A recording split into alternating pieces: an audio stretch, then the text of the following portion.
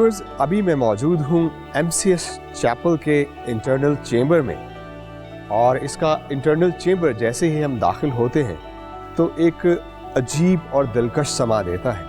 एक ही वक्त में ये चैपल भी लगता है, चर्च भी लगता है, जैसा कि स्पोर्ट्स अरीना की तरह भी लगता है, और अगर आप देखें तो ये एक ऑडिटोरियम का समा भी देता है। जैसा कि हमने मेंशन किया कि MCS यानी कि मरी क्रिश्चियन स्कूल 1956 में इस्टेब्लिश हुआ, जो कि गोरों ने इस्टेब्लिश किया क्योंकि वो मिशनरीज थे और उनके बच्चे यहाँ पे बोर्डिंग स्कूल में पढ़ते थे। तो यहाँ पे इसको बतौर चैपल भी इस्तेमाल करते थे, बल्कि ना सिर्फ चैपल के तौर पे इस्तेमाल करते थे बल्कि उसमें इसकी आयल्स में उन्होंने क्लासरूम्स भी बनाए, लैब भी बनाई। चूँकि एक चैपल किसी सेटलमेंट में या किसी ऑफिस के साथ, किसी इदारे के साथ ना सिर्फ इबादत का एहतमाम करता है बल्कि इबादत से लिंक्ड एक्टिविटीज़ जैसा कि सेमिनार्स और दीगर स्पोर्ट्स के ताल्लुक से कुछ ऐसी चीज़ें, जैसे कि आप मेरे पीछे देख सकते हैं, ये स्पोर्ट्स रूम की तरह का भी है, और दीगर एक्टिविटीज़ जिनका ताल्लुक चर्च से होता है, वो सारी एक्टिविटीज़ इस चैपल में हुआ करती थी।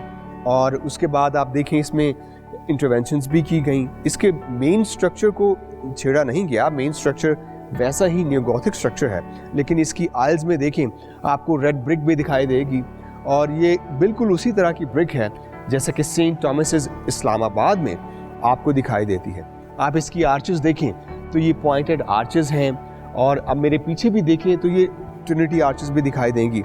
अगर एंट्रेंस डोर के ऊपर आप देखें तो ह्यूज आपको ट्रिनिटी आर्चेस भी दिखाई देंगी, जो कि किसी तरह से स्टेन ग्लास विंडो का सीन भी देते हैं, और ये इससे रोशनी भी इस इंटरनल चेंबर में आती है। उसके अलावा आप देखें कि इसकी साइड्स में आपको ग्रे टाइल भी नज़र आएगी। ये वो रूम्स हैं जो 1956 में जब मिशनरीज आए तो उन्होंने इसको स्कूल के तौर पे बनाना शुरू किया, और इसके इस स्पेस को, क्योंकि ये स्पेशियस चर्च है, एक फोर्ट्रेस की तरह है, उसको उन्होंने बनाना शुरू किया।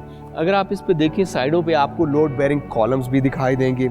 ये वही लोड बेरिंग कॉलम्स हैं जिन्होंने इसके मैसिव ह्यूज रूफ को होल्ड किया हुआ है, क्योंकि इसका रूफ भी बहुत खूबसूरत है और ये पॉइंटेड आर्च में बनाया गया है। इन साइड पे ये आप इसमें फ्लाइंग बटरसेस बड़ी खूबसूरती से देखेंगे, और वही फ्लाइंग बटरसेस का लोड भी इन लोड बेरिंग कॉलम्स पे आता है।